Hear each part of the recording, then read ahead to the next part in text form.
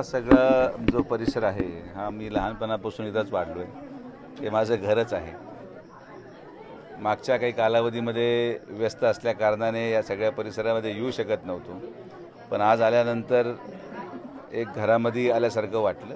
जे काही प्रश्न असतील हे प्रश्न सगळे घरातले प्रश्न आहेत आणि हे सगळे घरातले प्रश्न घरातला प्रमुखच सोडवतो आणि म्हणून प्रमुख या नात्याने हे सगळे प्रश्न 2 महिन्यामध्ये सोडवले जातील. याला काय फार कालावधी लागणार नाही.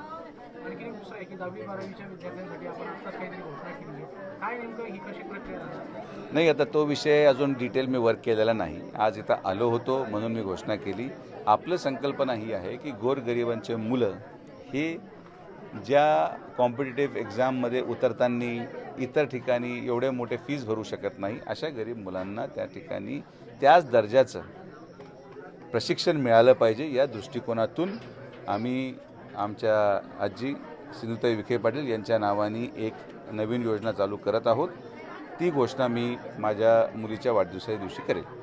तर विधान परिषदेची निवडणूक आहे, शिक्षक मतदारसंघाची निवडणूक आपल्या भागामध्ये खास करून झालेली आहे. त्यामध्ये दराडे विरुद्ध कोल्हे असा सध्या रणसंग्राम सुरू आहे. काय वाटतं एकंदरीत ह्या निवडणुकीला बघितलं? नाही, काही नाही. आता जे ते त्यांचा प्रचार करतायत, गुळवे पण आहेत की महाविकास आघाडीची. असे भरपूर उमेदवार आहेत. उमेदवार असल्याने तिथं एकतर सगळे मतदार शिक्षक आहेत आणि शिक्षक हा समाजाला दिशा देतो. त्यामुळं त्यांना आपण सांगणं किंबहुना त्यांना मार्गदर्शन करायची परिस्थिती नाही. माननीय मुख्यमंत्री एकनाथ शिंदे साहेब येऊन गेलेत, त्यांनी त्याची सभा घेतली आणि महायुतीचा जो कोणी अधिकृत उमेदवार असेल त्या अधिकृत उमेदवाराच्या पाठीमागं महायुतीचे जे मतदार असतील ते उभे राहतील.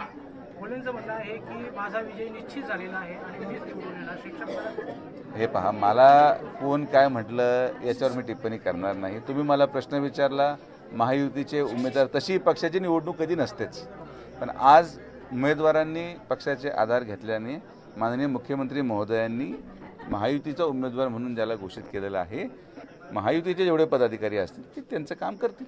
दादा, अहमदनगर लोकसभेमध्ये आपला जरी पराभव झालेला असला आणि आता आपण शिर्डीत काम करत आहे, एक जे सामान्य नागरिक आहेत, सामान्य ग्रामस्थ आहेत, जे तळागाळातील आहे, त्यांचा उदंड प्रतिसाद आपल्याला मिळतो.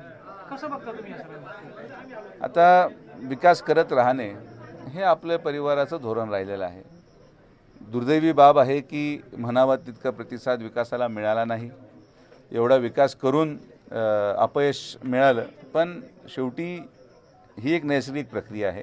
जनता बरोबर असते, काही उतार चढाव जीवनामध्ये येतात, त्याला घेऊन पुढं जावं लागतं. तर हा काय एका पदापुरतं आपण किंवा कुटुंब मर्यादित नाही आहे.